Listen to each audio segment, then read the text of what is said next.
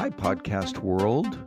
Welcome to another enthralling episode of F&O InsureTech with your hosts, Mr.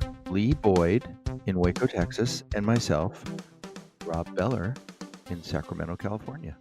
Hi, Rob Beller. How are you? I'm good today, Lee, for a big reason. Why is that? I'm about to spend more time with my son talking to him than I get to talk to him combined in like a month.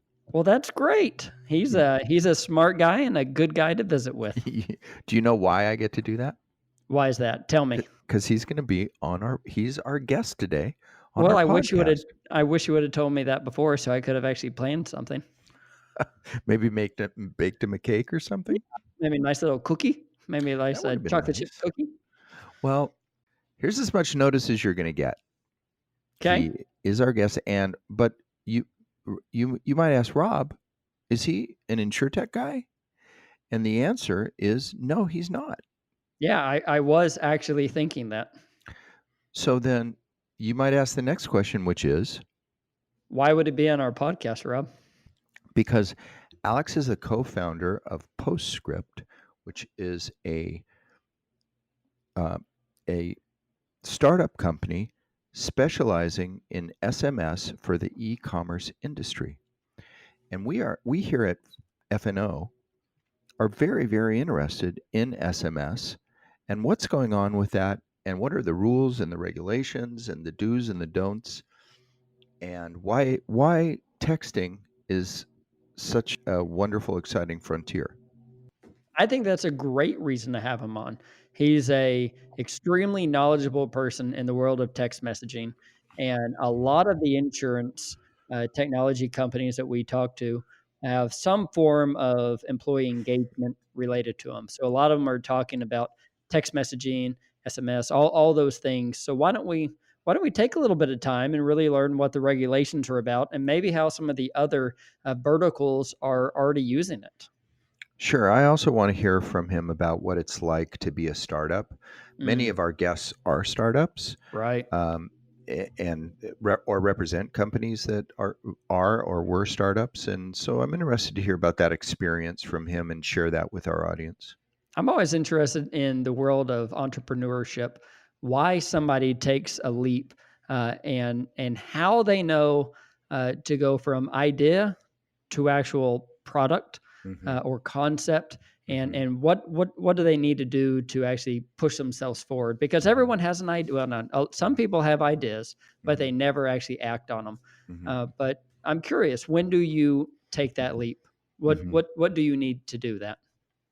Well, instead of wondering, Yeah, why don't we just jump right in? I think that's a great idea. I mean, we have him in the waiting room over here, right? Well, why don't He's we just open the sitting there door? waiting. Open the door and let's bring them on in. Okay, so without further ado, here is our interview with Alex Beller from Postscript. Hey, everybody. We have a guest that's near and dear to my heart today, none other than my son, Alexander Beller. How you doing, Alex? Pretty good. Pretty good. Welcome to the podcast. Thank you both. It's good to be here. I've been patiently waiting for my invitation. As the resident insurance expert in the family, this feels a little overdue, but I'll deal with it. Yeah, the sad truth of that is that it's true, and you're not even, and you have a father who's in the insurance industry. Sure. You know, a fun thing about growing up with a father and a brother in insurance is like I can assert your guys' experience as credibility, and I can totally pretend like I know what I'm talking about while having absolutely no idea what I'm talking about. So like when someone gets in a car accident and you know they're like, oh, I gotta like figure out a way to do it privately because you know my rates will go up, and I just always say, no, you always file the claim. That's how they get you. Trust me. My dad and brother are in insurance. I know. Okay, careful, boy.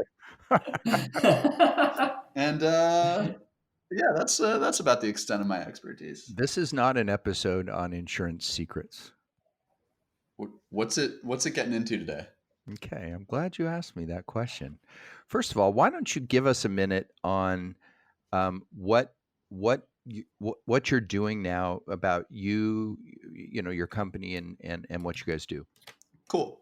So I am one of the co-founders of a company called Postscript, as in the PS at the end of a letter. And what Postscript does is it makes marketing software for e-commerce companies.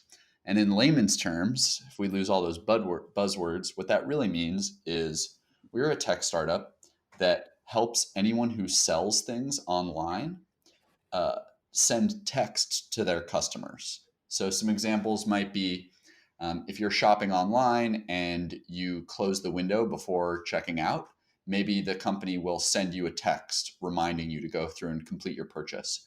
Or maybe if you buy a pair of shoes online, they'll send you a text saying, hey, your order has shipped.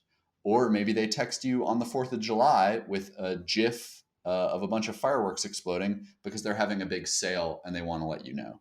So, similar to how we're used to e-commerce companies interacting with us through email, we build software that lets them do that via text message. And you guys, so our audience understands, you're not working in the insurance vertical at all, correct? Talk about what verticals you touch. Sure. So we're a software company that works with retail and e-commerce businesses. So some examples of that might be companies like Steve Madden, or people that sell products online. We do not touch insurance whatsoever.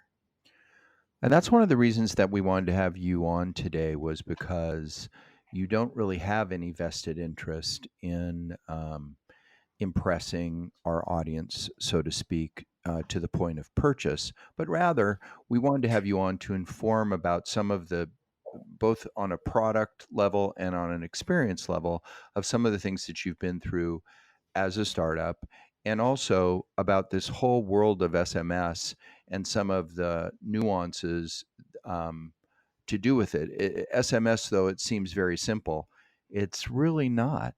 Isn't that right? This is true. It's pretty funny because we're building a company right now on like a very old technology and sort of making it new. Like SMS as a technology has been around since the 90s, and we've all been using it to text one another. That's probably become the dominant form of communication today, like person to person. But how like internet and how marketing dynamics work is that marketing channels get adopted and conversational channels get adopted by companies after they've already been adopted by people. So that's what's happening now. Even though SMS has existed since the 90s, it's really like now kind of this full-on rage being adopted by companies as a really effective medium to communicate with end customers. Mm-hmm. Mm-hmm. So what is the feedback from the actual customer? Are they enjoying getting these text messages? Are y'all seeing a success rate of something high or low? Yeah, it's really interesting. I often when I talk to people in the industry, we talk about it like what's going on with text right now is kind of like where email was in 1997. So in 1997, we were probably opening every single email we got. And that's happening with text today. People open 99% of the text messages they get. And so that offers like a really powerful access into somebody's pocket, really powerful access to their attention, especially when like today with email, I don't know about you guys, I open probably 10% of the emails I Right. receive. Small. It's Um, certainly lower than 50%. it's lower than 50%, and it's similar with like ads on TV. Like I'm going to walk out of the room or mute the advertisements on TV. But text messages, because we're all programmed right now to use it as our personal communication mechanism, uh, when people get a text from a brand or a company, they have the same sort of engagement level with it. So to answer your question more directly, Lee, what we see is the actual response metrics in the space, we see open rates, meaning people open texts at over 95%.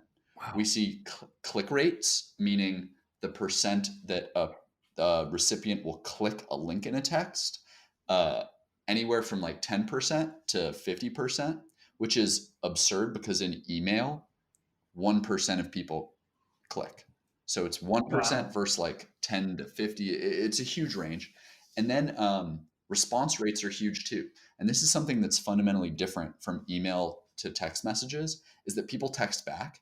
People text back all the time. So yes, SMS is a great way to annoy customers. People don't like getting an overwhelming amount of text from brands. Who would? It's kind of like the last personal communication space. No one wants to get a bunch of spam texts. And there's a bunch of like regulation coming around that, and they're doing a good job. But just as a mechanism to get a user's attention, it is incredibly effective. At Postscript, we do mostly marketing. So just like with email, it's a company is sending out a text to try to get the user to purchase something. But just on that alone, we see very, very high ROI. So meaning that like if someone spends $100 sending text through Postscript, they'll probably generate 2,000. So it's kind of it's a new frontier, but I mean it's an old technology with a new frontier. But as we know, and I'll ask you this question, even though I kind of know the answer to it, and that is, what keeps it from being email? What keeps it from being melted down the way that email has been? Yeah, I think there's a few things, and it's a little nuanced. So it's an old technology, and something else we can talk about that you guys know really well is like it has all the infrastructure problems that old technologies often have. It's something that like isn't built for how it's being used today. Um, it's kind of like dial-up internet as opposed to high speed. But as far as it being blown out, I mean, I do think that's coming. I'm getting texts from more and more and more and more places. Now airlines text me on my boarding pass, Right. and they text me when my plane is Right. delayed. And you know what? Those are valuable updates. Sure. But it's still just like you're getting texts from more and more and more places that I eventually think it will get blown out, as marketing channels tend to do because marketers are aggressive. And I think what will eventually happen is we will see, just like how in Gmail now, Google creates auto sorted folders so that it puts all your spam and all your marketing messages into one folder, and it puts all your like business updates in another, and it puts all your actual personal communications in another. Right. I think we'll eventually see that on SMS too, like a filtered inbox once it does start to get blown out, because I think that's almost inevitable. But there's more, right? There's a whole legal Yes. reason. There is. You're dead on. So there's a thing called the TCPA, which is the Telephone Consumer Protection Act, something like that. And something that's fundamentally different about SMS than email is this regulation. There was a regulation put in place. It also monitors like robocalls, which are a big issue right now. And essentially what it means is that if you text someone, if you send someone an unsolicited marketing message, that they are liable, or you are liable for $500 to $1,500 in penalty for each message. And that will like put someone out of business. And it doesn't exist in email at all. You can like get away with sending people spam and with sending people emails they haven't signed up for. With SMS, there's this whole legal infrastructure, and there's this whole world of full-time SMS plaintiffs because it's so lucrative. So damages for sending spam SMS are so large that is slowing down like the decay of the channel a bit. So who's there actually monitoring these email or these text messages? Is there a task force out there who's monitoring this? Yeah, it's much more of a cottage industry. It's really interesting. There isn't a legal task force from the government. Instead, it's like plaintiffs' law firms that have spun up and full-time Oh. litigants. So there are people out there who all they do is like buy people's old cell phones and their old cell numbers. And so maybe they'll have 150 cell numbers and they'll just sit around waiting for an unsolicited text to come through.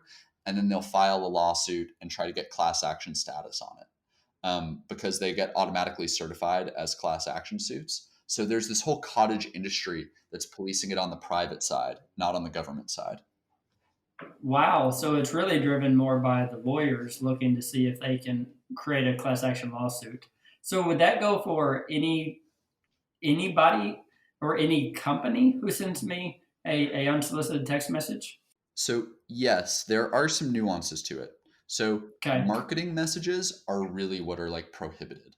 So people trying to get you to go and buy something or soliciting a service. That, if you have not explicitly signed up for it, you could very easily send them a demand letter for $500 and you would probably see a check because people are so nervous about like having a class action suit put against them. However, what are called transactional messages are not regulated in the same way. So here's the perfect example. So, and I wanted to talk to you guys about this. So I'm a Metro Mile customer, and Okay. Take 1 second. Wait, I'm going to interrupt you here. Take 1 second and just let everybody know what a Metro Mile customer means. What do you mean? What's Metro Mile? Metro Mile is my car insurance company, and I pay them each month based on how much I drive. I have a little like Metro Mile widget plugged into my car, and it lets me know, how far I drive each month, so how much I owe them. So I pay them anywhere from like $40 to $70 a month. And it's, for me as a 28-year-old, it's a great service because I work from home, so I don't drive much. And also, it was just like a good user experience. Like they have an app, they have like a slick interface, and they do some really cool stuff like this in particular. So there's a little dongle plugged into my car with Metro Mile that tracks how far I drive each month. But also, if I ever don't remember where I parked my car, I can pull up the app and it'll show me from that dongle inside of Metro Mile. Cool. And another thing that they do, and this is what I want to talk to you guys about, is I've started getting texts from Metro Mile that I never signed up for. When I park my car somewhere where there is street sweeping the next day. Oh, wow. So they're texting me saying, hey, you parked your car on this street. There's street sweeping there tomorrow at 8 a.m., which means you'll get a ticket if you don't move your car before then.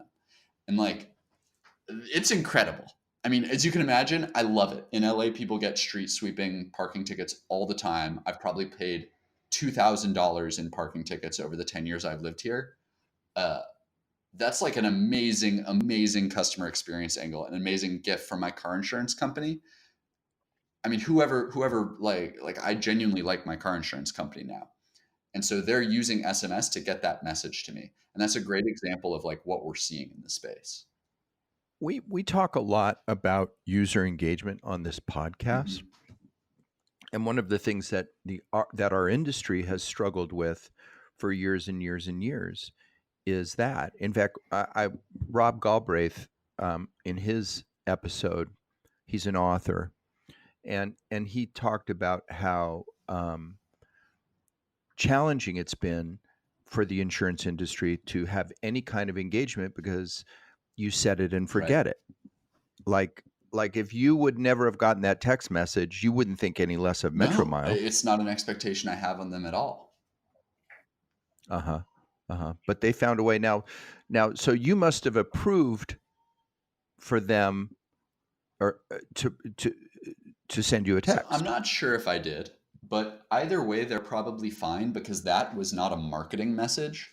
That's what's called a transactional message. So they're a big company. I probably agreed at some point, but even if I didn't, that's like it's like how sometimes you get a tracking link for a package that UPS sends you via text. Maybe you didn't explicitly sign up for it.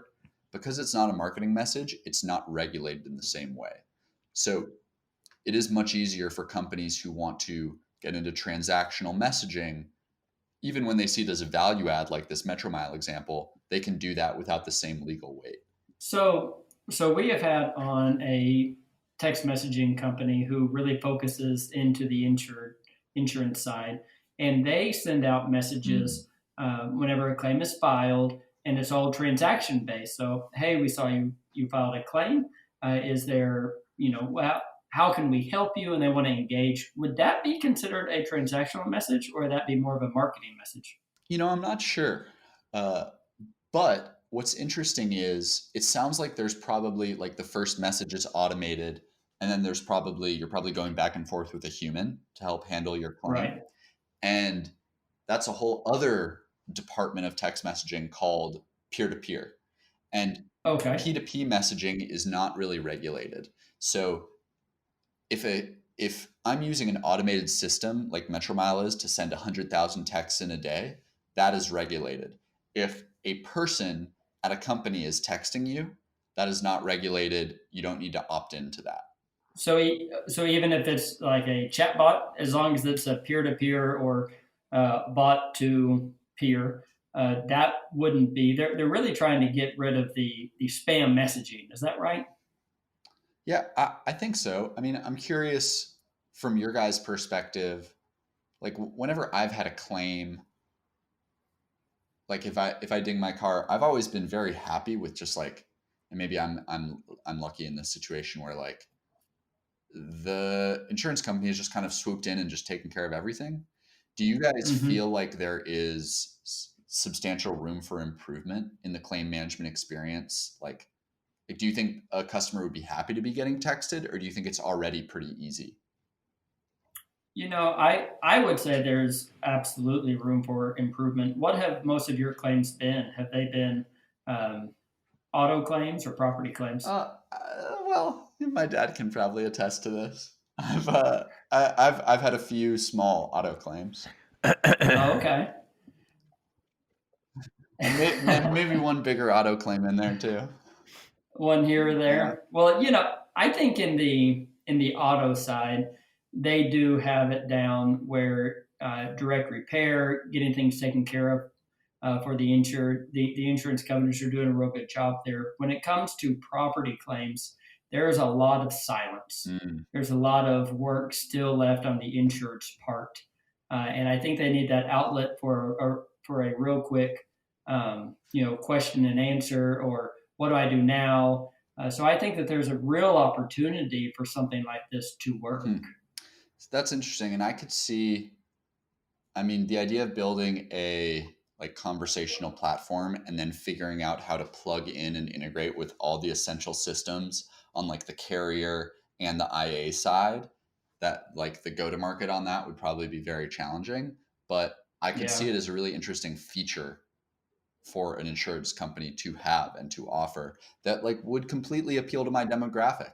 Like you don't want to get on the phone. You don't want to like sort through who my agent is. It's just like if I have an issue, like I can text this number, we go back and forth, like they take care of me in that way.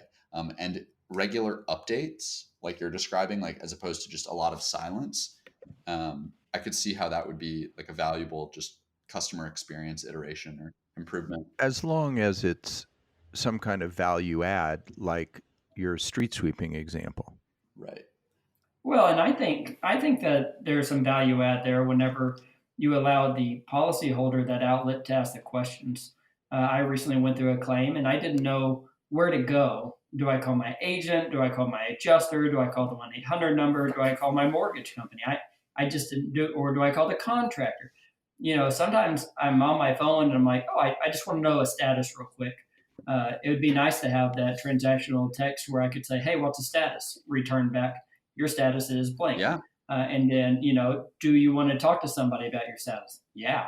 So I think the option would be really great. And I think that text messaging may be a great platform for that. I've told this story before. I had an experience when I had a car repaired um, through a direct repair garage, and I took it there, and I don't ever remember signing anything or agreeing to anything, but maybe it's a peer to peer thing. I didn't realize that that was one of the rules, kind of the workarounds. But every day while it was in the garage, they sent me getting repaired. they sent me a text message saying, "Hey, Mr. Beller, your car today is 38% completed. We're still on target for this completion date." And every day they sent me a message saying what percent complete it was, and if we're still on target for the due date. And it was great because it was all the information that I needed. Now, is something that's obviously not a marketing uh, text message, correct? That is not a marketing text. It sounds great. Like proactive notifications. We've become, as humans, we've just become so like we want instant gratification and we want constant updates. So I mean, I think that's a great value add use case. Similarly, something we see is some of the brands that work with us, they create text message flows so that people get a text every day after they order until it arrives, doing much the same thing, just like updates like, hey, today your order is being packaged on the factory floor. Hey, your order got dropped in the mail today. Hey, here's your tracking link. Hey, your order just arrived at your doorstep. Right. People want those updates, and so in the claim process, that's so sensitive, and people are stressed out. Over communication and regular updates, it seems like a smart thing to me. Lee, you have this experience going on right now with your claim. Could you see how a solution like this would be helpful to, not just informative, but helpful? Sounds like you're going through a complicated and kind of difficult process with your property. Yeah, I think so. My contractor even called me just a little bit ago, and there needed to be a supplement on my claim, and so now the claims adjuster needs to call me and talk to me. I was thinking, if we had already established a text messaging chain of communication, we could just talk on that. Sure. If they were able to actually tap into the text messaging platform, hey Lee, just want to follow up on this. I need to verify this person is your actual contractor who's doing the work. Yep, he is, and then we could be done. But now I'm sitting here waiting for a phone call, and so if 3 o'clock rolls around and I don't have a phone call, I think, well, do I call them? It's a 1-800 number. It's a round robin system. How do I know I'm getting the right person? And then do I have to continually explain myself? It sure would be nice if everything was done on one single line of communication. Totally. And in fact, I've dealt with my contractor 98% of the time on text messaging, and there's been no issues. We've been able to communicate clearly, and we know everything. The other 2% was when he actually came out to look at my roof. But I like that. But then at the same time, I get a little concerned about text messaging becoming too popular. Right? It's easy enough when it's at my convenience, but if I start getting bombarded with questions and things, would text messaging fall to the way of the email quicker? Yeah. We'll see. I I'm interested too in, like, do you guys think that there are ways for that sort of communication style? Would it be useful between adjusters and IAs? Is there a use case there? Or does the communication flow and, like, through Xactimate or whatever platform, does that already work well? No, I think there's an absolute need for that because it's that instant feedback.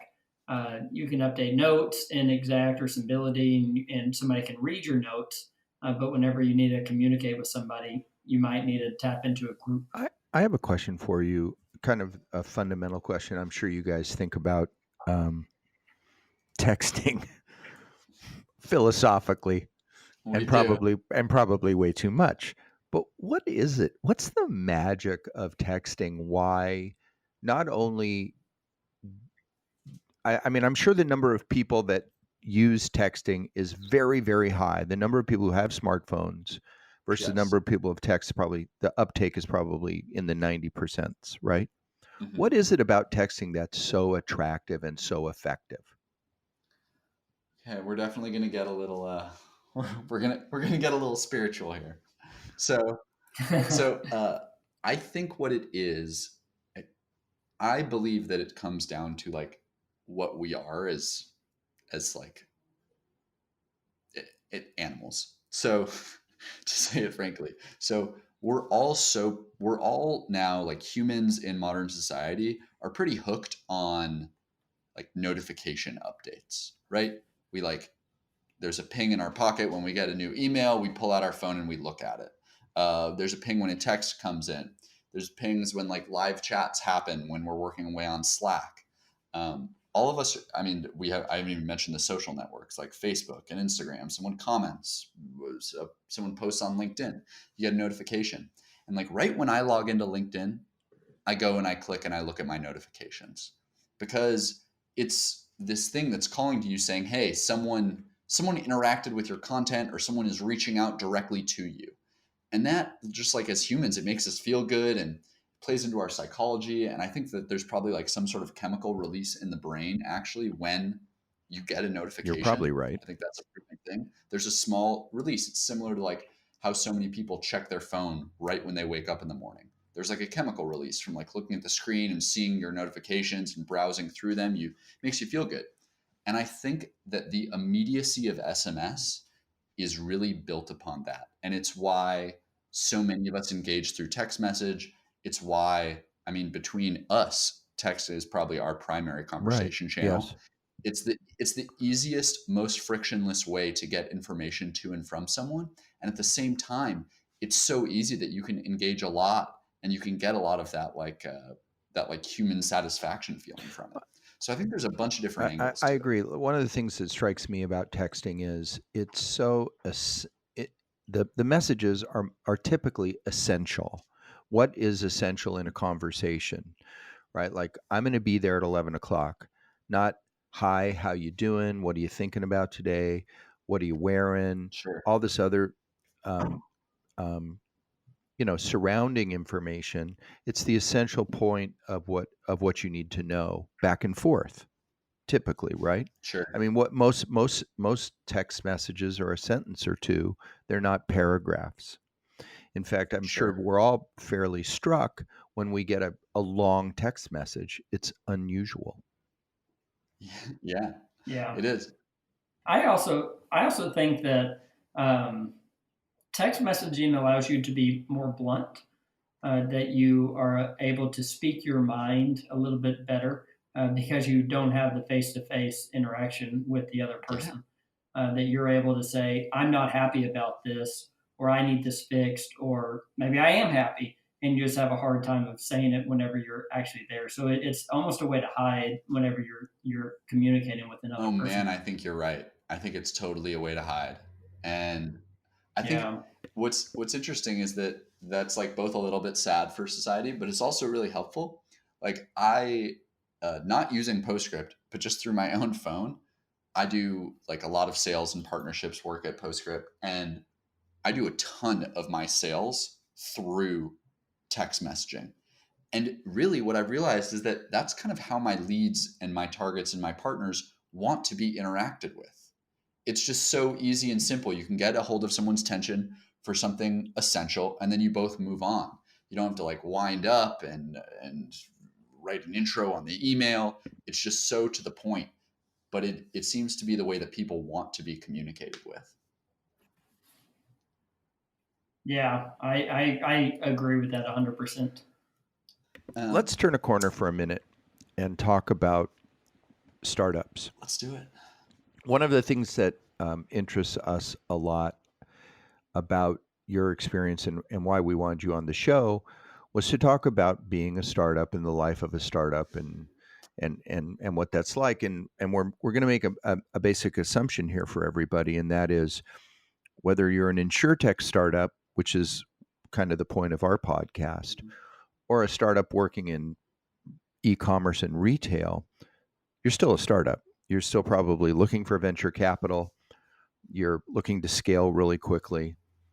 Technology is your fundamental. I mean, I'm sure if we asked you, are you a tech company, you would answer that by saying, Yes. right. And when you talk to most InsureTech companies and you say, are you an insurance service provider? What are you? They'll all say, I'm a tech company. Mm.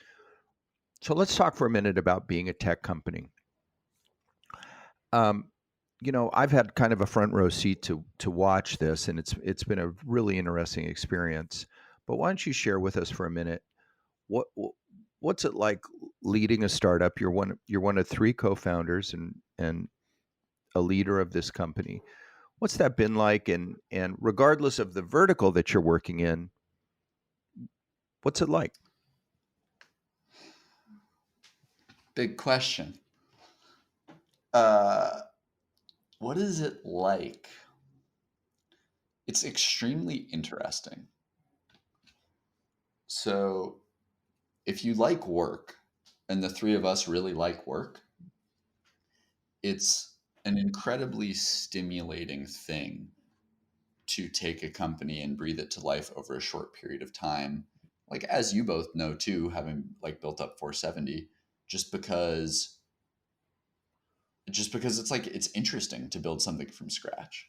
What I think is maybe a little bit more unique to the language or label of a tech startup is really just about speed. I think sometimes like the phrasing startup or tech startup gets like over labeled because they're doing the same thing as everyone else. You're trying to build a company that's like large and profitable, Right. right?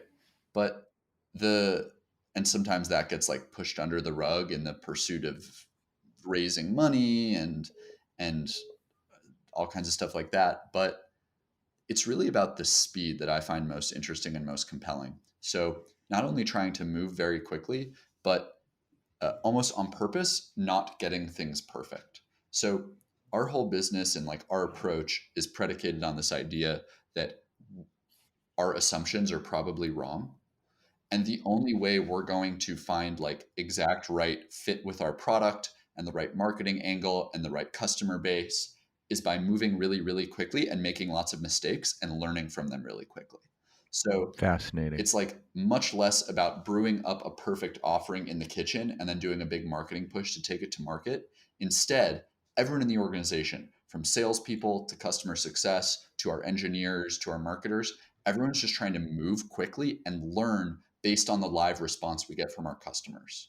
It's like all our assumptions up top, many of them were wrong. Now we have a really good product because we've just done like millions of, not millions, we've done tons and tons of like tests and moving quickly and watching how people use the really bad product we put out at first to then make it better and cater to the ways they were using it. So it's a little bit more of like a responsive live thing as opposed to building something with the initial vision in mind. What is your advice to somebody who keeps coming up with business ideas but never takes the leap to actually Yeah. start a business?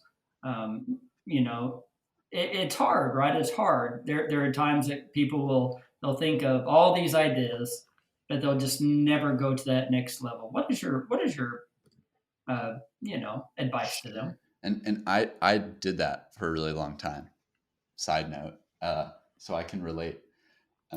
My advice is really twofold. I would say one is about partners, finding people who you genuinely like and who complement your skill sets and are just as interested in building something as you. That's a great first step because there's all kinds of interesting dynamics around social obligation. Like when you look in the mirror in the morning and you say, I'm going to go for a run today and I'm going to run 2 miles, versus if you wake up in the morning and you look at, in my case, your roommate, and I say, hey, I'm going to go run 2 miles today. The odds that I go do that when I've like told someone else are much higher than when I tell myself. So the beauty of finding co-founders, there's like social pressure wrapped up in it. It's interesting, but the beauty of finding co-founders who complement your skills and are interesting, not only are you not just relying on yourself for like excitement and momentum, but there's also going to be social pressure and obligation built up. And that's good because it can help get you started. The other thing for me was I always built up way too much in my head how much it would take to launch a business versus just trying to get something awful out the door. Like, uh, really just like shipping it early and quickly. This is something they harp on it in Y Combinator, is the idea of like just getting an awful product out the door and try to sell it to someone, try to sell an idea to someone. Because if you can get someone to pay for something awful, then you can definitely get many more people to pay for a much better version of that. So in that on that advice, you're saying push to market, right? Don't just hold back and wait for the perfect item. Push and make it happen quick. Exactly. Just because maybe your assumptions are wrong. Maybe your ideal customer is off. Maybe you're wrong. Maybe you're wrong about maybe you're kind of right, but you missed the like big insight. Like something we saw a lot in our batch was people keeping the same core concept, but realizing a like completely new go to market strategy, or a completely new audience to focus on. Or we would see a lot of companies who they had an interesting product, but it wasn't actually like solving anyone's pain point. So like even though it was a cool idea, it wasn't like helping a business move forward. And so just moving really quickly and learning from your customers or prospective customers as opposed to based on your previous knowledge has been like the best guiding light that we've had. Wow, that's great. So, insurance. How can you see? I mean, you've been around it for years. Your father's worked in the business. We've talked about insurance and claims many times. Can you see how the SMS world and the insurance world can get married up and use each other? I mean, you gave the Metro Mile example, but what about beyond that?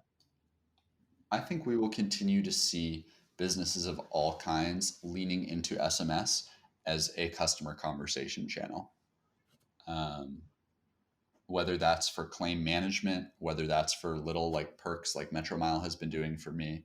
Um, I think we'll keep seeing it. I guess from your guys' perspective,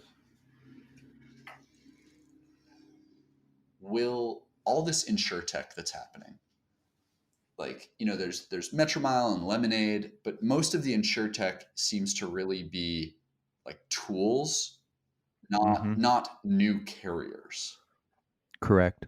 Is that trend going to continue? Because I think that would really inform like how integrated or not SMS becomes into the world. We're seeing more and more, um, what we would call MGAs or insurers come in. We have one as a customer at 470. We do their claim work, which is a company called Swift, which is an online insurer. Hippo is another one, an online insurer. And so that the world of insurtech is quite large. It's Yeah, it's vast really broad. and it's very broad, which is one of the reasons why there's so much room. There's not a bunch of people trying to crowd into one little space. I think that's more of an issue for for your company and where you are is there's a number of companies trying to crowd into the e-commerce texting space, Sure. right? But in the insurance texting space, there's probably lots of different avenues that one could go down. But yeah, we had a company named Hi Marley Hmm. on. We had one of their leaders on the podcast, and they're very active in using SMS on the claims side, as a way not only to communicate with the insured and the carrier, but also with the various service providers involved. Like Lee was saying, the contractor, Hmm.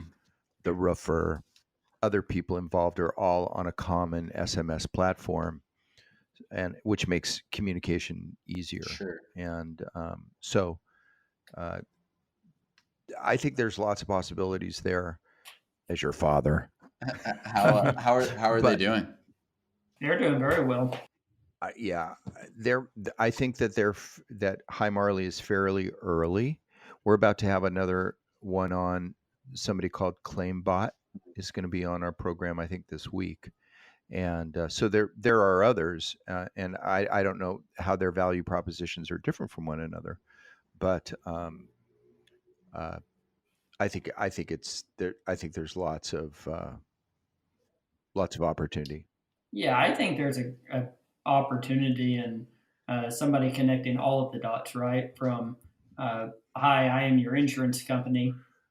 let's sell you a policy to let's service the policy to let's renew the policy.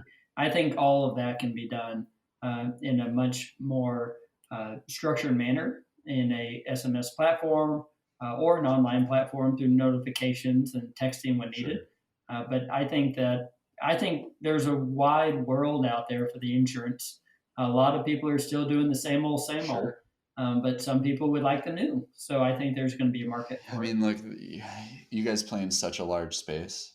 I mean, e-commerce is big and it's growing like crazy, but insurance is also gigantic, which makes it really interesting, despite how noisy it may be. Like, Yeah. we think about that a lot. Where initially, when we went to Y Combinator, there were 200 companies in our class there, which was the most they've ever had, and that's so many. And they'd also had the lowest acceptance rate they've ever had, which means there were tens of thousands of companies that applied, which just means there's so much Wow. noise, right? There's more people starting companies than ever before because there's all these platforms and tooling, and it's just easier. There's more funding than it's ever been before.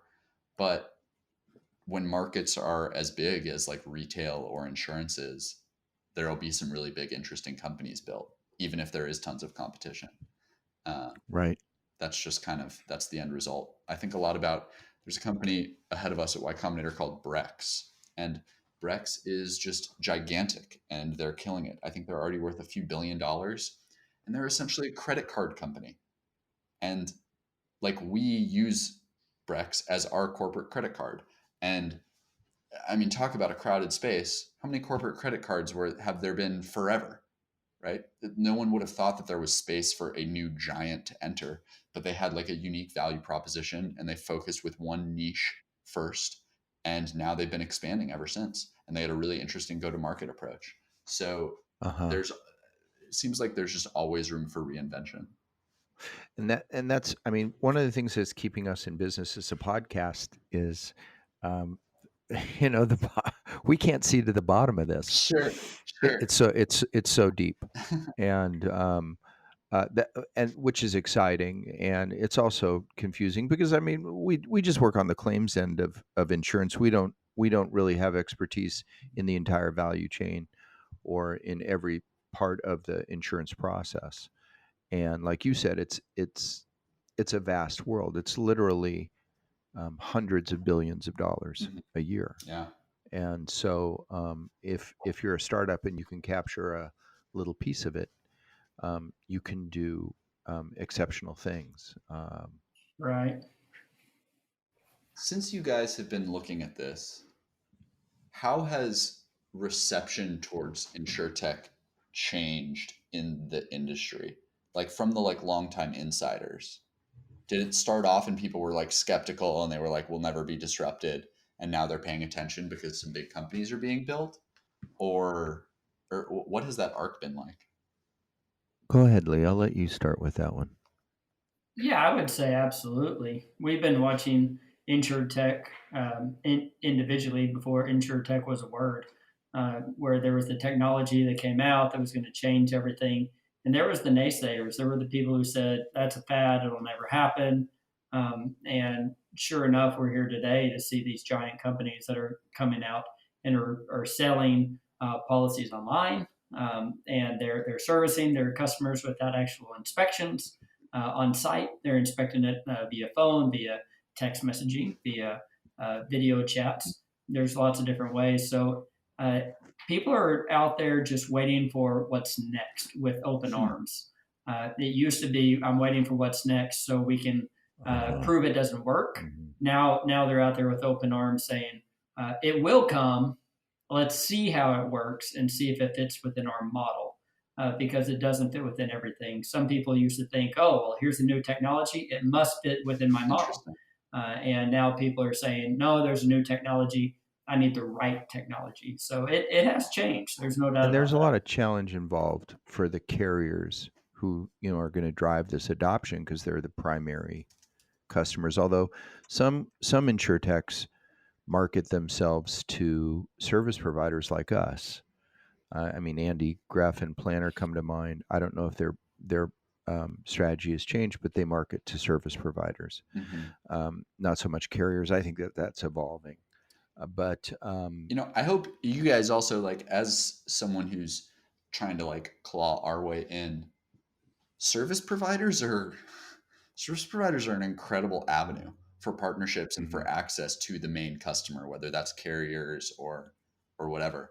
And I bet you guys are in a position of more power than you might realize. Like, we see service providers just abuse us for like free trials, like all kinds of stuff, uh-huh, because they control uh-huh, access to the end uh-huh, consumer. In our case, it's uh, e-commerce stores. In your case, it's carriers. And like, right. just because they're established and they, have industry people.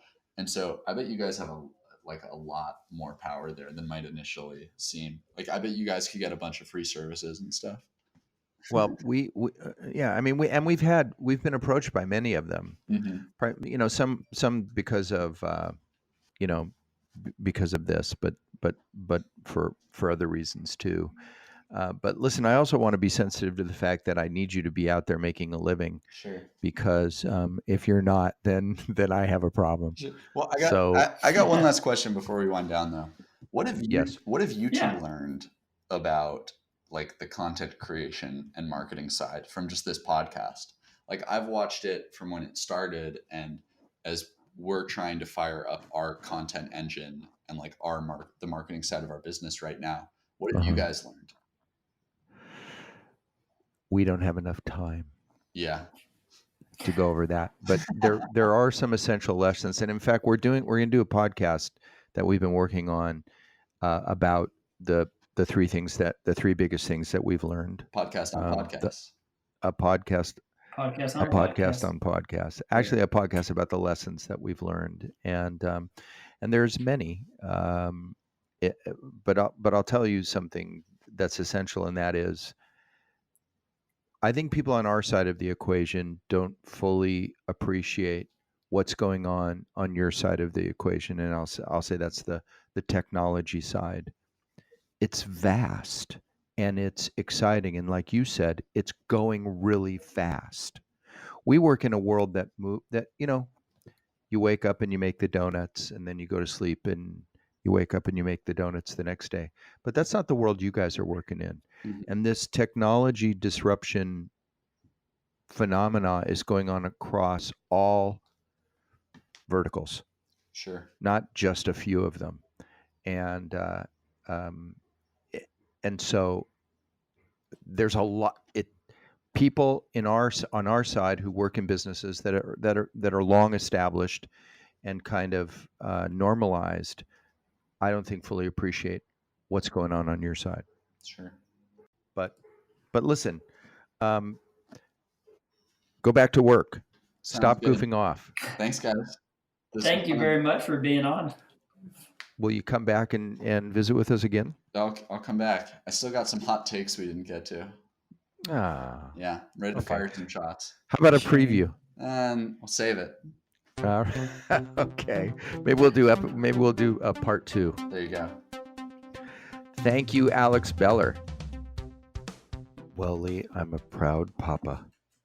Well, as you should be. He has done a lot with his work, and I look forward to seeing where he is in the near and far future. Yeah, it's been like I said, I have a front row seat to watch this whole thing go on, and we read about it in the press. You read about startups and success, and sometimes you read about failure. And so, I mean, they understand that this can go great or it can flame out, but they're certainly pedaling as fast as they can and trying as hard as they can to do something meaningful. And so far, they've had a lot of success.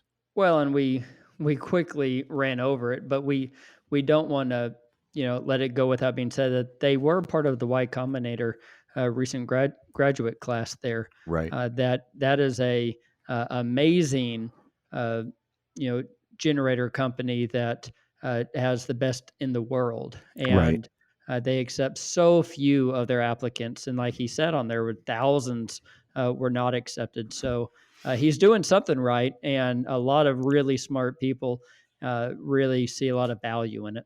Well, one of the things we didn't talk about today, though, we've asked other people about it.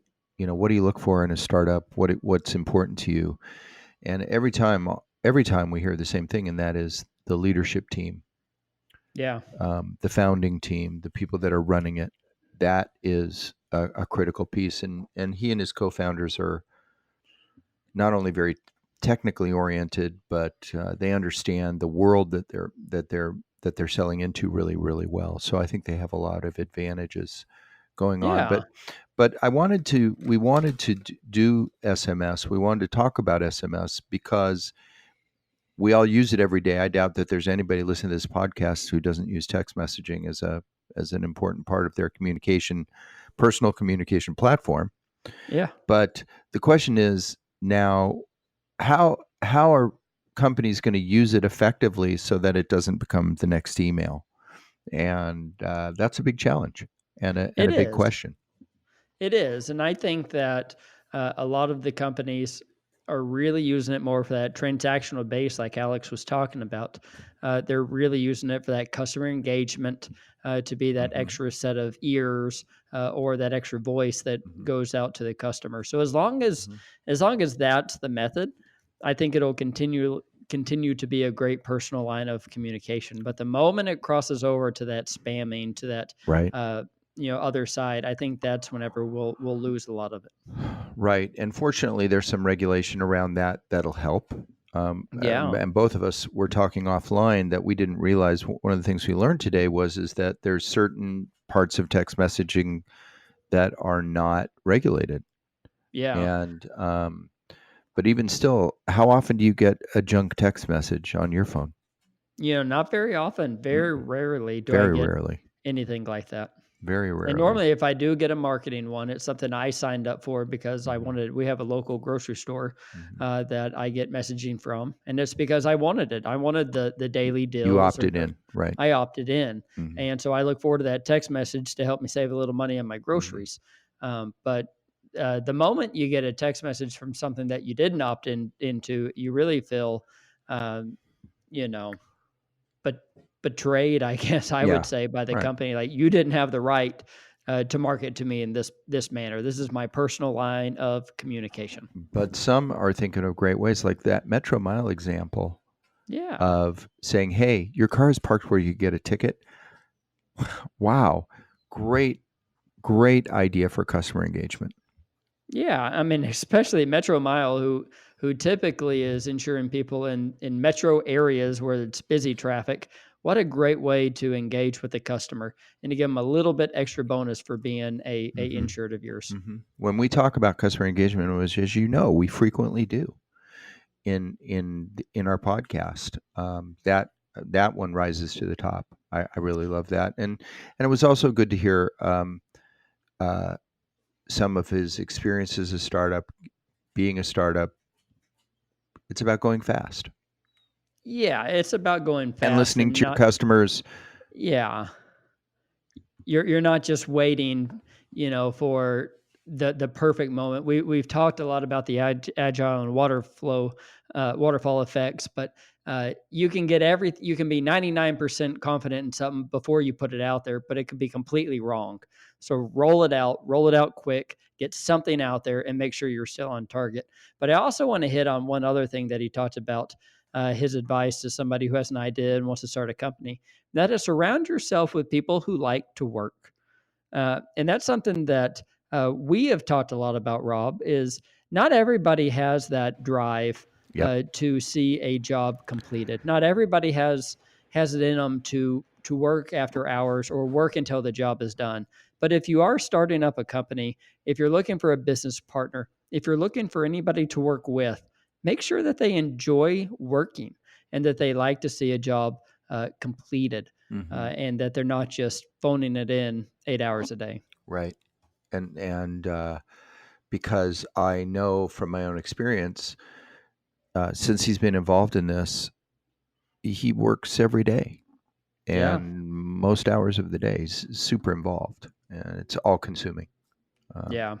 I think that's great advice for all of us, not just on a startup level, but just in general. If you're going into a project with somebody, if you're finding somebody to help you out on something, don't just get the person right next to you. Get somebody who likes to work. right. Right. Well, listen, we're very appreciative to Alex Beller for joining us today from Postscript, and we invite you to look up Postscript. It's postscript.io, and you could learn more about it, more about the product, and I'm sure that he would love for you to reach out to him. I know Alex well enough to know that, and that is our show for today. We ask that you support us through the one way that you can, and that is by subscribing to our podcast or reaching out to us here at 470 if we can help you with any of your claim needs. And I would also, one more thing to that, Rob. yeah, I would encourage our guests that if you have any questions about InsureTech, or if you have anything you might want to ask us, you can also tweet us. We're on Twitter. We're out there. We have a presence. Feel free to write us something, and let's see if we can get this conversation going a little bit larger. let's do that. And so until next time, we sign out by saying, Bye, everybody.